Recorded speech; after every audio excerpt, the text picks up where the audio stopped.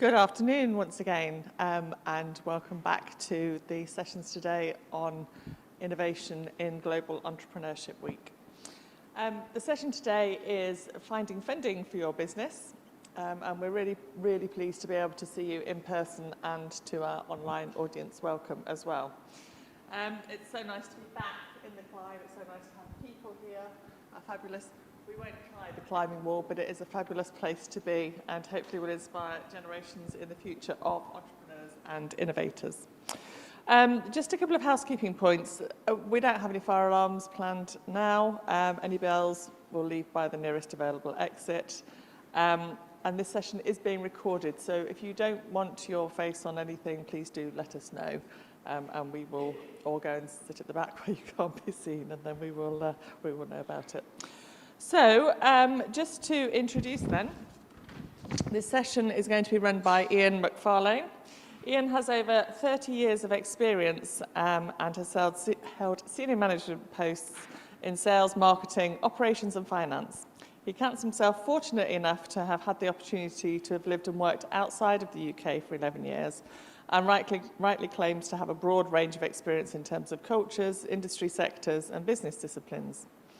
With a track record of success in business turnaround, business development, change management and M&A, mergers and acquisitions, I'm guessing, his passion is working with SME businesses to help them to be more successful.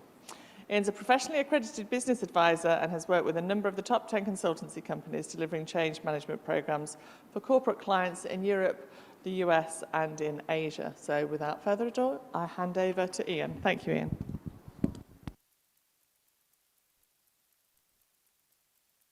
Thanks very much, Wendy. Appreciate that. So thank you, everyone who's either logged on or turned up today. It's a real pleasure to be here. I'm going to go through some of the options and opportunities that are available to you. What I would say, first off, in terms of finding funding for your business, it's really easy if you're making money, if you're making profits and revenue. You can pretty much go to anyone and they'll give you money. If you're at that early stage, it's so much more difficult. So it's trying to provide some insights into how to navigate some of the pitfalls that you're going to be facing. So let me skip through. So just first of all, introduction. I run a program called Business Ready. This is a European Regional Development Funded program which supports SME businesses, specifically in the Coventry and Warwickshire local enterprise zone. It's half the money comes from the ERDF, the rest comes from a combination of Warwickshire County Council and the university itself. So we're grateful to Warwickshire County Council for supporting what we do. Our aim is how do we stimulate the local economy and create jobs to augment the economic prosperity of Coventry and Warwickshire into the future.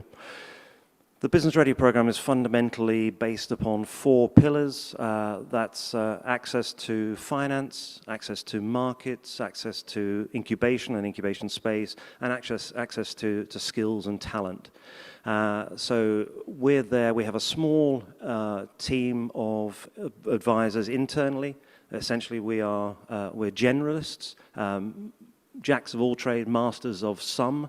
But what we try to do then is we have a team or a cohort of external advisors, and for the sake of a better term, they're 0 hours contractors. They're people that we can draw on to provide sector or discipline-specific support, subject matter experts that we can bring into a business. So we'll work with a business, we'll do that initial triage, we'll figure out what it is that they need, and then during the lifetime of the support that we provide to them, we'll bring in the various experts who can help them to scale, to grow, to stabilize, that could be around HR systems and processes, it could be around their online marketing presence, it could be around raising finance. So we try to provide a service which is customized to every individual business. So getting that funding mix right is vitally important. And as I said early on, there are different options and opportunities available to you depending on the stage and evolution of your business. Typically, we know about equity investment, so that's when someone's taking a share in your business, and then debt, loans, that could be around asset finance or just simply a bank overdraft or a revolving line of credit. Other sources of finance for the business, those cash inflows, might be things like grants, which are available at a local level, maybe through the local council, Warwick County Council, or Coventry City Council, or whoever the council might be in your particular area. They could be sub-regional grants or even national grants, maybe through Innovate UK, for instance, if you're at an innovative state and you qualify for that funding. Another one to consider, which I will touch upon, is R&D tax credits. That is potentially a cash inflow to your business, so it's really something worth bearing in mind. And then beyond that, you've got things like crowdfunding and peer-to-peer lending networks. So you see at the top there,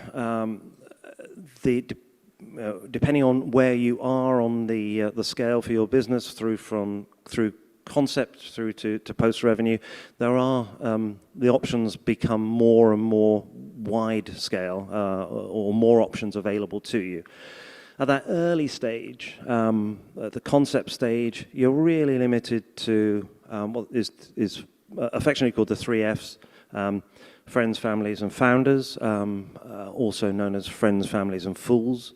People who are prepared to part with some of their hard-earned cash because they know you and they trust that you're going to do the right thing for them. But the risk profile changes as you move through the development of the organization. So really high risk at that concept stage, and it's de-risked as you move through. But anyone giving you money is going to be looking at that risk and assessing, okay, does it work for them?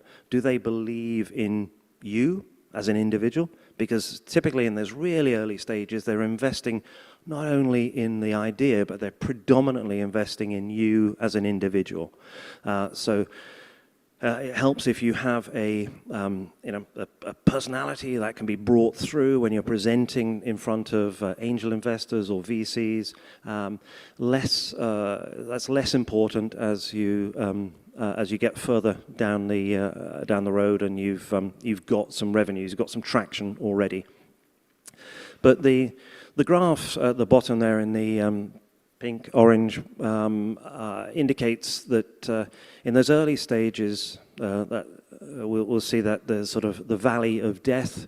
That's where you've launched your business. There are no revenues coming in. You're just spending money at that stage, and that's often a make or break. At that stage, the investor has to have a very high tolerance for risk. They've got to believe that you're going to be able to overcome the speed bumps, the hurdles that you're going to invariably meet along the way. Once you get past that valley of death, you've got some revenue coming in, you've got traction, you'll start to make profits. But that's a time when you want to scale. So that's when you go out and you're potentially either getting another round of funding, equity funding for the business, or you're going out to borrow a significant chunk of money to be able to invest in buying assets, which will then generate monies later. That's also where you're hiring people, which are often the biggest cost for your business. So again, you go back to that point where you're not making profits, the business is losing money, but the trajectory is heading in the right direction.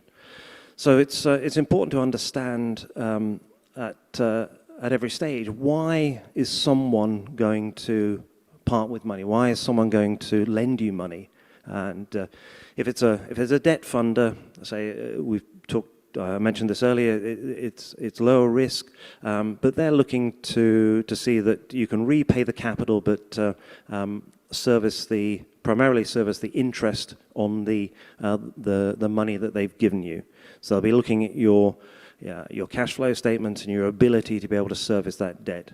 Equity investors, they're buying a part of your business. So they're giving you money. They'd like to see a return on that investment. But let's manage expectations. For every 10 businesses, for instance, that get equity investment, probably 5 of them will fail. That's a sad reality. So the investor doesn't get any of their money back. Of those, maybe a couple will just about break even. One or two will make a small profit, and then you get the one company that will give you a 10-time return in your investment. So we sit here as entrepreneurs. We're talking to people about investing in our business, and we think the idea is fantastic. But you've also got to put yourself in the shoes of the investor and understand that they will have seen plenty of businesses similar to yours come through, present to them, and they know that they will potentially have a portfolio of companies, one or two which will be struggling. So don't be disheartened, don't be upset if they decline to invest in your business. Simply, you have to kiss a lot of frogs before you find your prince, the one who will invest in your business. In order to prepare for that investment, you need to have a portfolio or a package of documents that you've put together. These are really important, and I would say you should have these documents to hand at any stage of your development, right from the get-go through to a more mature business even. Certainly around, if you're talking to a bank about debt funding, they're just going to want to see those ones under forecasting, your profit and loss, your cash flow statement, and your balance sheet. What is your debt structure like? Where are you getting cash inflows from? How good are you at collecting from your debtors? How good are you at paying your creditors? They're also going to want to know, about your business planning capacity and resources. Oftentimes, when I see a business plan or a P&L projection, you see a hockey stick increase in the revenues, but when you challenge the business owner, they haven't factored in that they're going to need more headcount in order to be able to service that. They're going to need more storage capacity. They're going to need more manufacturing capacity. So it's about sanity checking that your plan is doable. That if there's a limit to how much you can produce in any 1 month. There may be a glass ceiling for your business that you can't take it beyond that. You're going to need to invest in a new facility or a new production line or more people. So having these documents are really important. If you're going to investor, the other documents are going to be particularly important as well. They're going to want to know about your credit history. They're going to want to see management accounts on a month-by-month basis. What are you, how well are you controlling your business? Typically, the financial documents that are filed at Companies House, your yearly accounts, are potentially 9 months old when they're filed at Companies House, and they refer to history, something that happened in 12 months prior to that. So management accounts, your month-by-month accounts, are particularly important. If it's a newer business, it may be around your key performance indices. What things are you measuring? And that could be soft metrics like how many hits are we getting on our website? How long are people staying and looking at a particular page? How many inquiries do we get? And what's the ratio of inquiries to sales made or to requests for quotation? So having a range of different key performance indices which can help to evidence how you're tracking the progress of your business is particularly important. Having arrangements with banks, lawyers, etc., is important as part of the due diligence.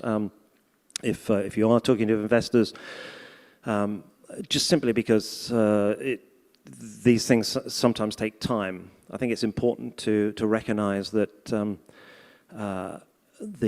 typically between starting a conversation with, for instance, an angel investor and actually getting your angel money is going to be probably 6 months, could be longer in some cases. So making sure that if you are thinking about finance, you factored in what they call runway. You factored in enough operating working capital to take you to that point that you get your angel investment before you run out of money. Because if you think about it, obviously you become very vulnerable as far as negotiation is concerned. If you're scraping the barrel trying to be able to pay the bills, and an angel says you have an arrangement to say, okay, well, I'm going to part with 20% of my business. If you've run out of cash, well, suddenly you're prepared to part with 30 or 40% of your business for the same equity investment. So just making sure that you're fully aware of the cash burn rate of your business, so that you're in a decent negotiating position when you have those conversations with investors. In terms of funds that are available in this area, I'm going to go on and talk about a number of those now. One that you may or may not be aware of, Midlands Engine Investment Fund. I think we all knew about the Northern Powerhouse, but I'm not sure the Midlands Engine Investment Fund is quite as well known. But there are two strands to that. There's an equity strand and a debt strand, and again, it's split into each of those is split into two parts. Early stage equity, proof of concept, and then the equity finance for that would be for companies looking to scale and really grow, equity finance up to 2 million. I guess I should note that these funds are managed by organizations who can go beyond those limits. That's simply the limit for the British Business Bank component of those funds, but they'll both consider applications for more money than that. In terms of debt funding, you've got small business loans and you've got debt finance. So again, the different organizations, the different funders will be looking at businesses at different stages of their evolution. They'll be looking for different types of guarantees, different types of assessment as to the business's ability to be able to repay those loans, to service the interest on that, and to repay the capital.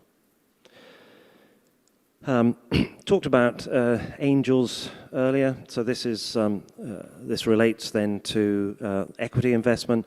So the difference between angels and venture capital. So a business angel, fundamentally, it's their money. They're putting their hands in their own pocket, and they're going to give you their money. Whereas a venture capital fund is they're managing other people's money. So there are different different risk profiles for either of those. Typically, the business angel is going to be, perhaps something from £25,000 up to maybe a million. I'd say probably, maybe £500,000, £750,000 would be the sort of sweet spot there where you're beyond that, you're looking to venture capital. But I'll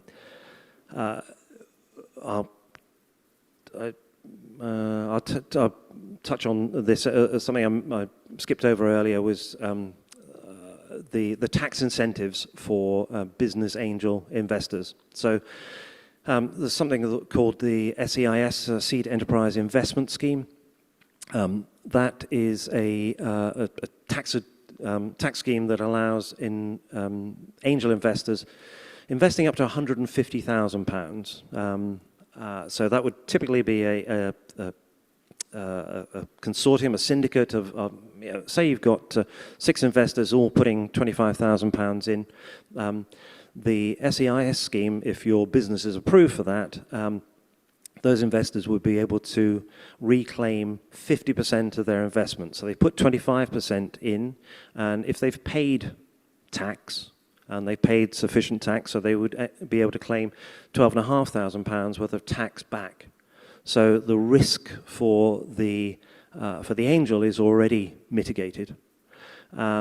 If sadly the business is unsuccessful, the angel can claim another 25% back. So essentially, they're only risking 25% of the capital they put into your business. But hey, nobody wants to give any money away, so they're still going to make a decision based on, I think this is going to be successful.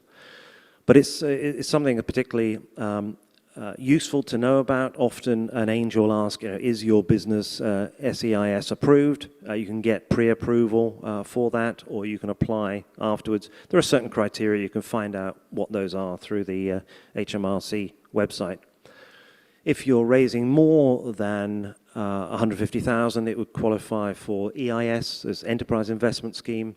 The tax advantage is not as good there, but it's still a 30% tax rebate for the investor. So there'll be a limit to what angel investors will risk personally.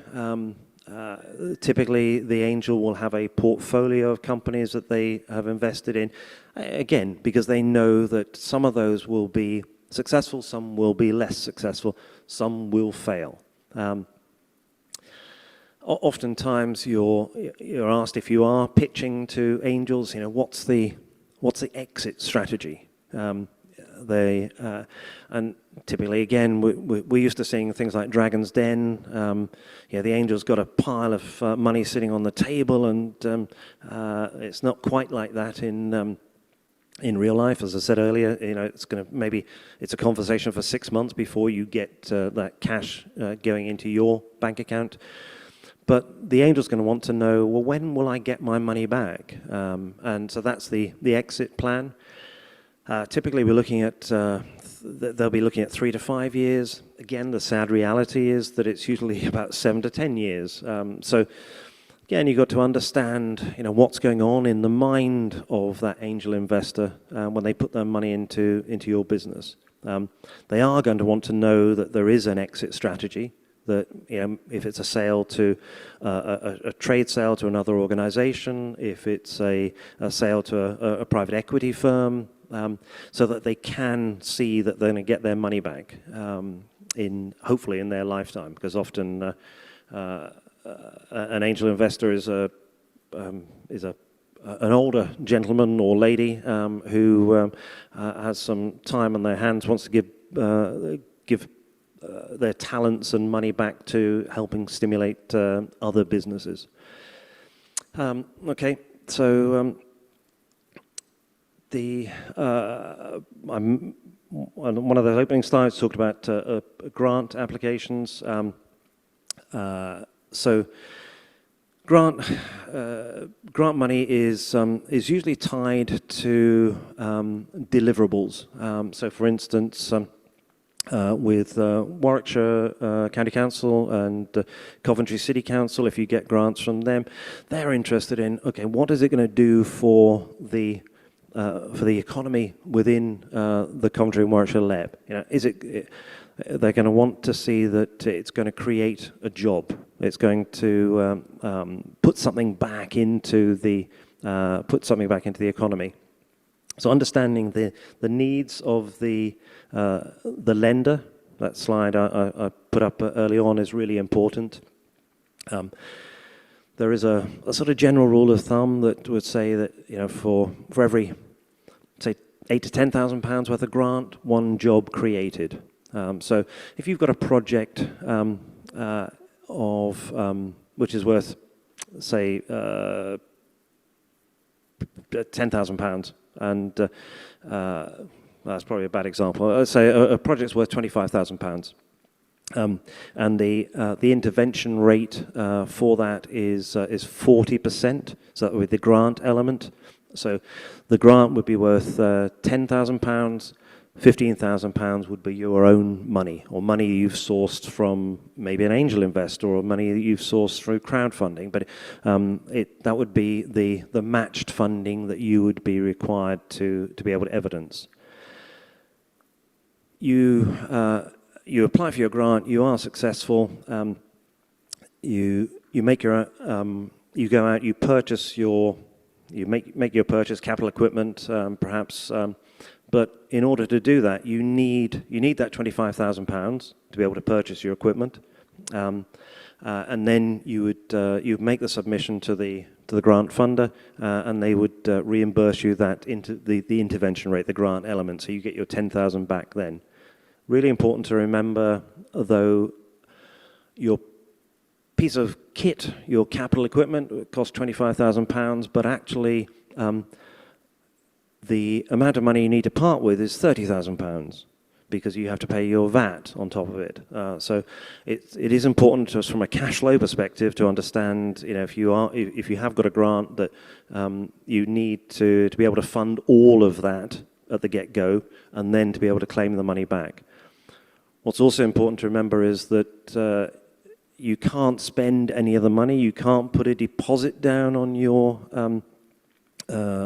this piece of kit before you've got your grant application approved, because that would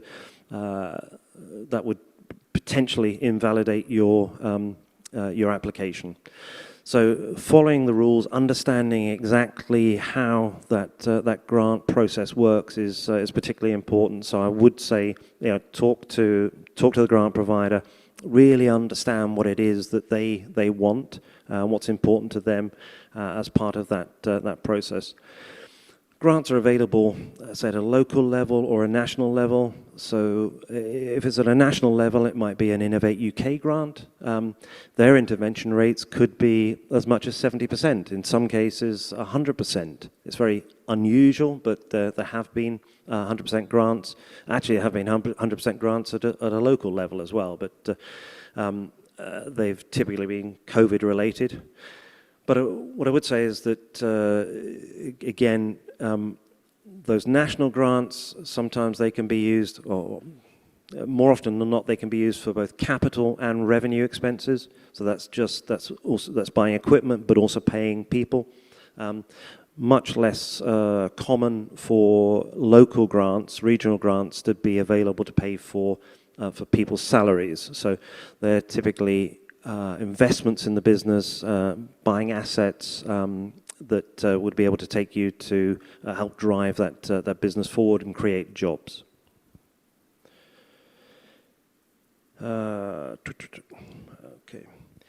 This is an example of local and regional grants. May have changed slightly since I first put this together, but what I would say is the bottom there, the COVID, the Recovery and Investment Fund. This is a new fund that Warwick County Council are launching. It's a £140 million fund over the next 5 years. 3 strands to that. Property and infrastructure, small business, and for businesses to really scale and grow. That's something to say. It's recently launched. You can find information about that on Warwick County Council's website.